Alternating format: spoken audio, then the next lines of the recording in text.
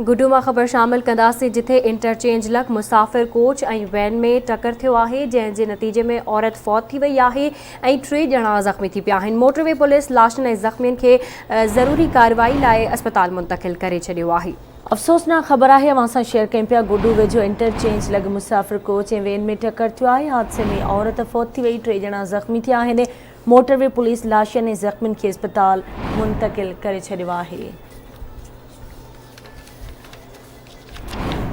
तफ़सील मालूम कंदासीं। आवाज़ न्यूज़ रिपोर्टर ज़ुबैर कलवड़ असां सां लाइन ते मौजूद आहे। ज़ुबैर, छा तफ़सील आहिनि हादसे जे हवाले सां, आगाह कजो।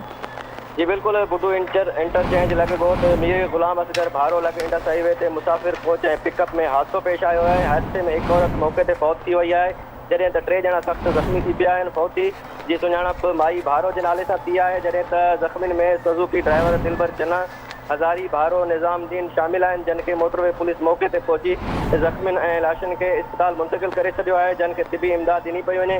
मुसाफ़िर कोच जेकी आहे सो इस्लामाबाद खां कराची तरफ़ वञी रही हुई त अफ़सोसनाक हादसो पेश आयो आहे, जॾहिं त सोज़ुकी में सवार माण्हुनि जो ताल्लुक़ घोटकी सां ॿुधायो पियो वञे। जी ज़ुबैर कलवर, अपडेट करण लाइ अवां जी महिरबानी।